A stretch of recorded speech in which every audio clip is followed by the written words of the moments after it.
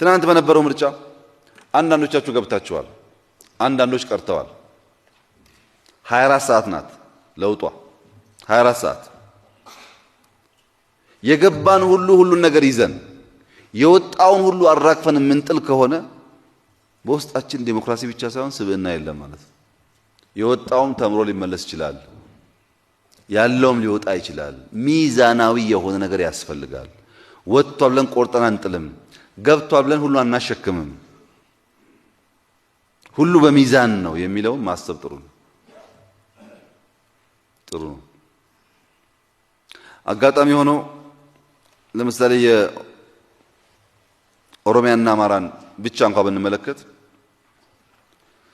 ኦልሞስት ግማሽ ግማሽ የሥራ አስፈጻሚ ለውጥ አለ።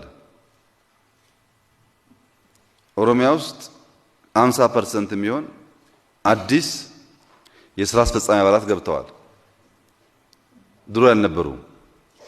አማራ ውስጥ 50% የሚሆን አዲስ ሥራ አስፈጻሚ አባላት ገብተዋል።